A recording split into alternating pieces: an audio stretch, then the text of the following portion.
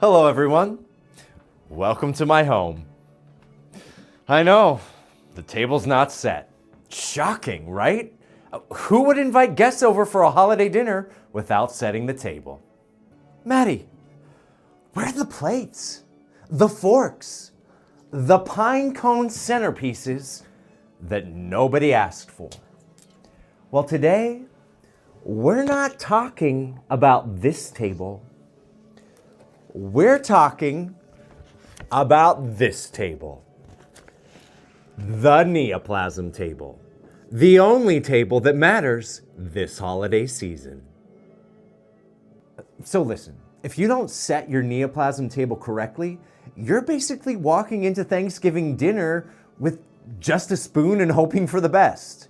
So, the same way that you wouldn't throw a turkey on a bare wooden table, you shouldn't jump into Neoplasm Table coding without knowing how to set your table either. So today, I'm going to show you how to set up your Neoplasm table for success.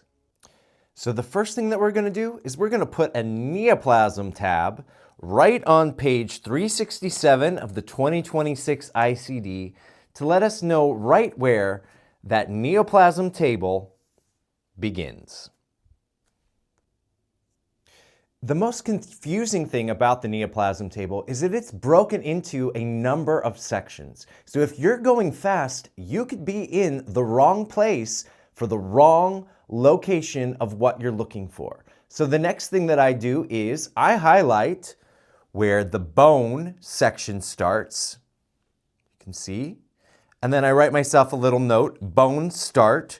So underneath this line where the bone section starts, we have all of our various neoplasms of bone. And then I also highlight on page 368 where that bone section ends, and I notate it. And it ends with zygomatic. Next, I place a connective tissue tab on page 369 because in addition to bone, we also have a connective tissue section where we have various locations that are neoplasms of connective tissue. So I highlight where that connective tissue section starts.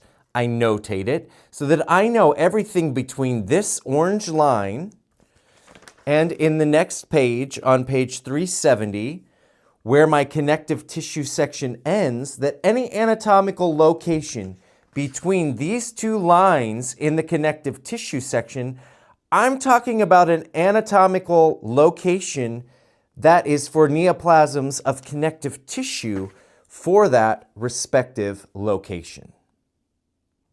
And finally, we have one more section, and that is our skin section. So I place a skin for the Neoplasm Table tab on page 377 because our skin section of the Neoplasm Table begins here at skin NOS on page 376. So again, I take my orange highlighter, I highlight where that skin section starts, I notate it that this is where my skin section starts, so that I know anything between the beginning, where this orange line denotes the beginning of the skin section, between here and this orange line, where the skin section ends on page 377, that anything between those two lines are my neoplasm skin locations. So, because there are various sections broken up within the Neoplasm Table, when you're doing your exam or a quiz, you could easily land up in the wrong place for the neoplasm that you're looking for. Let's take ankle, for example. So, we have ankle, not elsewhere classifiable, in the General Neoplasm Table tab. We also have the ankle bone neoplasm in our bone section. We also have our ankle in our connective tissue section, and we also have ankle skin neoplasm in our skin section. So by breaking up the neoplasm table into skin, connective tissue, bone,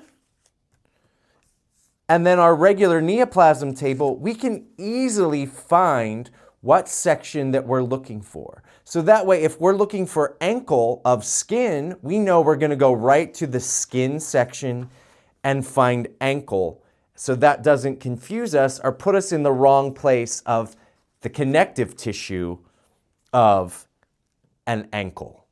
And that would wind us up with the incorrect code. So this holiday season, set your table and your neoplasm table. Your family might not appreciate it, but your ICD-10 coding accuracy will. Happy holidays and happy coding.